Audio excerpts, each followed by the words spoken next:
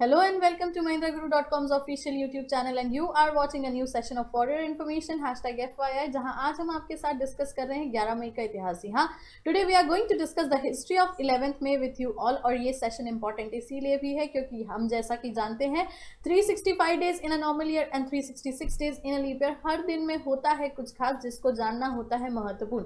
तो चलिए बढ़ते हैं, देखते हैं 11 मई के इतिहास की तरफ। So here comes the first event. 1751 की बात है, बिल्कुल 1751 वो वर्ष था when the first hospital was founded in the 13 colonies in America. Pennsylvania hospital जिसका नाम था, जी हाँ, 13 कॉलोनीज अमेरिका के एस्टैब्लिशमेंट की, अमेरिका के शुरुआती दिनों की अगर बात किया जाए तो 13 कॉलोनीज के बीच में सबसे पहले अस्पताल की जो खोज हुई थी या बनाया गया था वो था पेंसिल्वेनिया हॉस्पिटल, आज ही के दिन 11 मई 1751 में।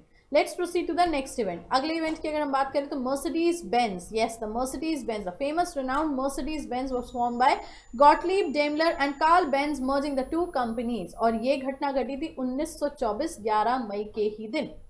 सो मर्सिडीज बेंज का फॉर्मेशन भी निकल के आ जाता है, यस, गॉटलीब डैमलर और कार्ल बेंज के थ्रू। तो अगर आपसे बात आती है फाउंडेशन की कि मर्सिडीज बेंज के फाउंडर कौन कौन है तो दो नाम निकल के आएंगे, Gottlieb Daimler and Karl Benz. Let's proceed to the next part, that is the birthday events of 11th May। 11 मई को किस किस के जन्मदिन मनाए जाते हैं, सेलिब्रेट किए जाते हैं। तो yes, we have the first personality John Blackham. John Blackham की अगर हम बात करें तो 1854 was the year, 11th May was the date when he was born. तो जॉन ब्लैकहैम कौन थे?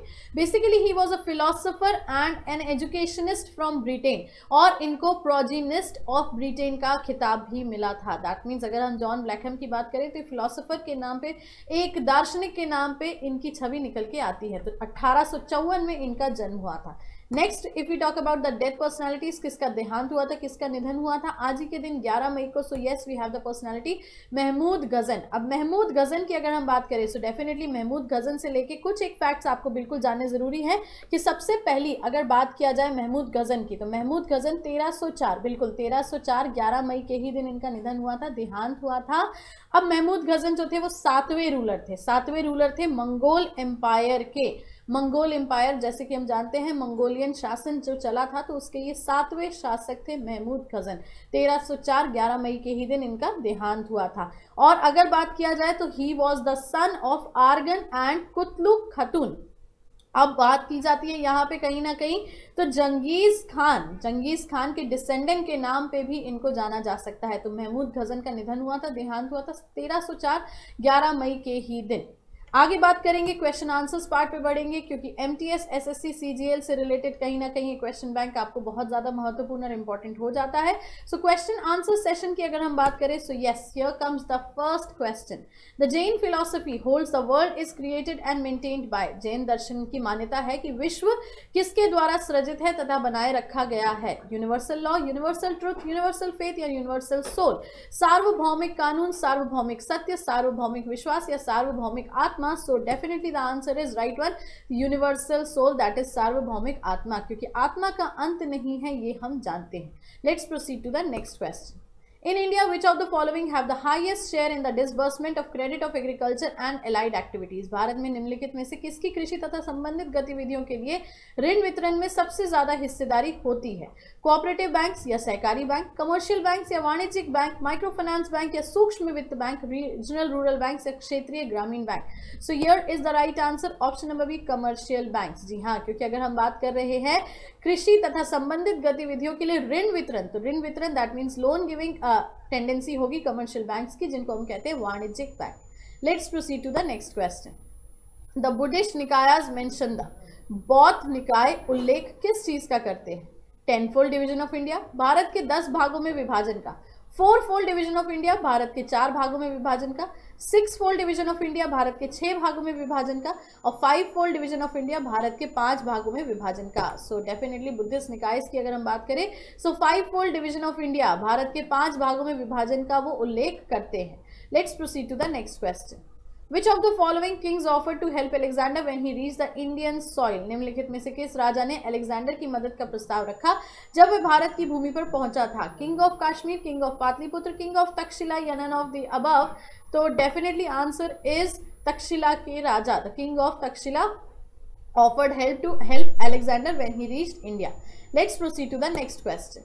What was the official and court language in Mughal empire? Mughal साम्राज्य में सरकारी और अदालत की भाषा क्या थी?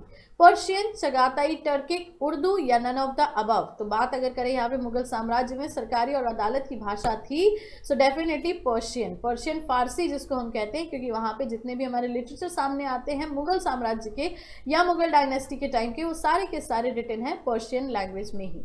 Let's proceed to the next question.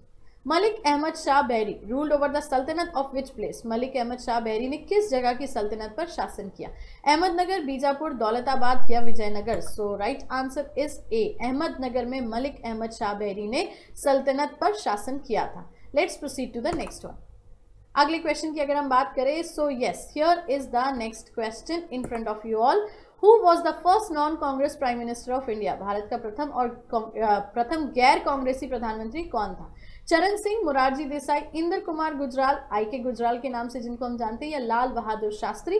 So yes, the right answer is Morarji Desai. Morarji Desai हमारे first non Congress prime minister भी रहे हैं इंडिया के। इसके अलावा इन्होंने 10 बार बजट पेश करके एक रिकॉर्ड भी बनाया था। सो यस, ये फाइनेंस मिनिस्टर की पोस्ट पे भी कार्यरत रहे हैं। Let's proceed to the next question. Who defeated the Spanish Armada? Spanish Armada को किसने हराया था? एलिजाबेथ 1, एलिजाबेथ 2, हेनरी 8 या जेम्स 1?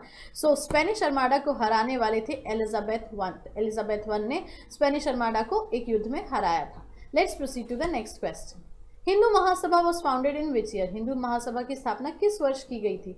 1901, 1906, 1915 या 1926? तो राइट आंसर इज ऑब्वियस सी बात है 1926, बिकॉज हिंदू महासभा की स्थापना हुई थी 1926 में। Let's proceed to the next question. Satyarth Prakash was written by? Satyarth Prakash किसके द्वारा लिखी गई है? राजा राम मोहन रॉय, स्वामी दयानंद सरस्वती, रामकृष्ण या चैतन्य महाप्रभु?